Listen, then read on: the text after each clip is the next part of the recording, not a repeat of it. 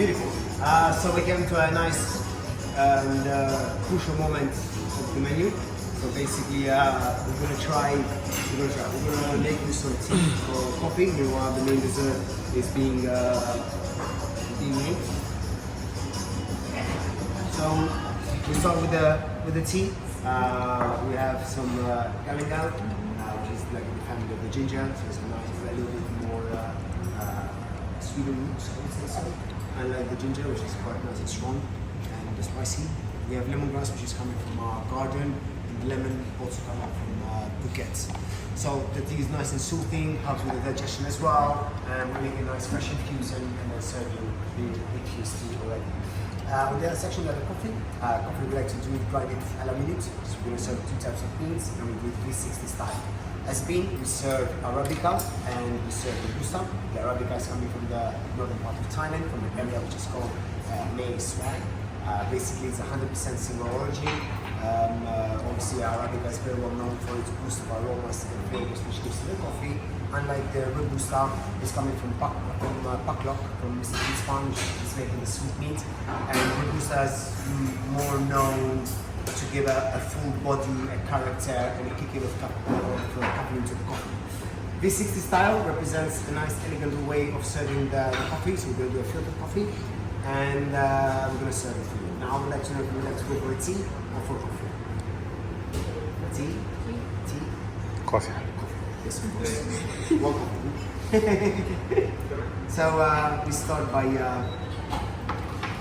weighting the beans. So obviously we're going to do a more ratio on the Arabica than on the Robusta.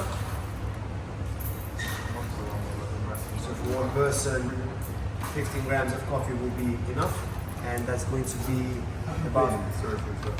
Don't worry. Have you been to a Scottish cafe called Old Hag? No. It's spelled Auldhag. No. You need to go, it's amazing. Okay. Like breakfast spot. What is that? It's called it's like a Scottish cafe. Oh, we're not talking Thai, right? No. I was like, and now you tell me about that spot. We are a big place. going to wet the beans a little bit. I'm just going to toss them. Old Hag. It's unbelievable. The actual cafe. Yeah. But they sell beer, they sell coffee, tea, and like breakfast sandwiches. And then we are going to grind the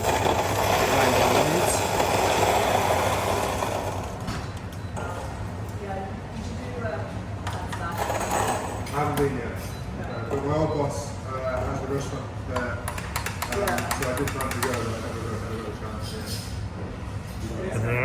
Yeah. Freshly grinded Amelia. So once this step is done, Beautiful place. on the sides, we're going to put the filter Especially for food. I'm really 360. Yeah.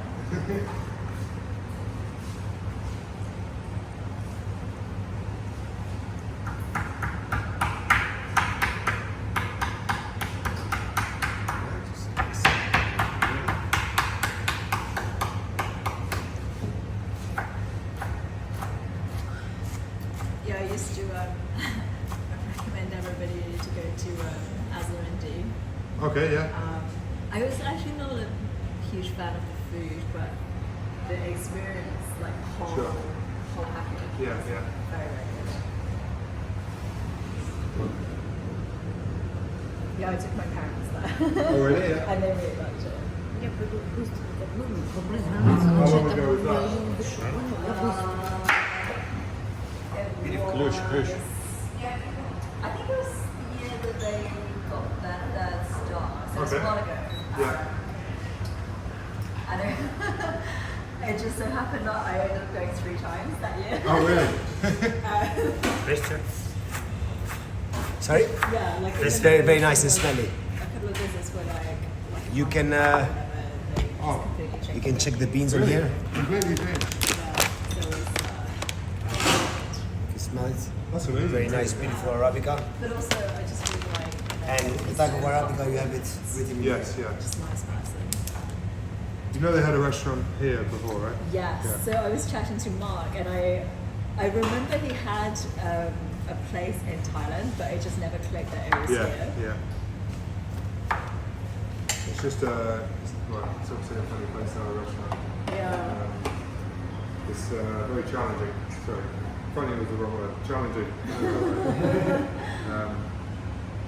But I think one of the benefits of having a setup like this is it's financially more sound and more, I think, trained, because it was like a thing of a restaurant. There were doing people in there, people in here, and this is more easy manageable, under control. To fill the restaurant with 30 others here, and staff it, it's very, very tough.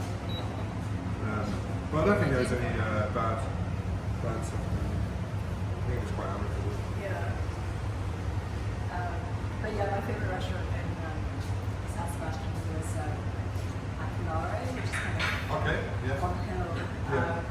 I think because the chef looks very old-fashioned. He's got this like big handlebar moustache, and he's kind of slightly older, so it's like he'll do really old-fashioned food probably. But it was really innovative and interesting. It's a good place. Yeah, I really need to go to San Sebastian. Have you been there? San Sebastian? I just want to drink white wine and eat sucking pig and find out. I don't know what they were. I don't think that's the right place to go. That's the place we go for like cockroach and weird stuff.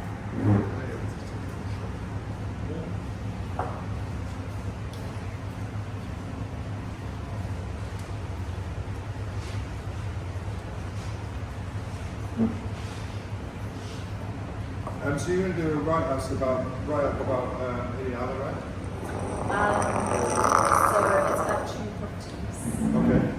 And it's basically about how this part of Thailand is like more churches in the area, it's quieter, you get everything that you want from Thailand. Yes, less of the touristy, the super No touristy noise, stuff. no crowd. Yeah.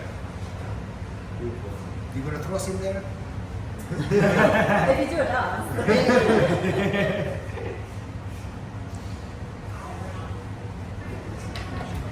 Right guys, so this is our signature dessert now. So obviously it's called the Aulis, and it bears the name of our restaurant.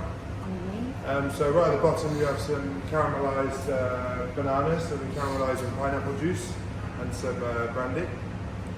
We then make a juice of the pineapple as well around the outside. And then the actual Aulis is made from a local chocolate from Phuket. The variety is called Trinitario. So we make a beautiful mousse, when we kind of take the air out of it and freeze it, so it's very, very cold. And we bronze it just for a beautiful colour. Thank you. Enjoy. We're gonna do it.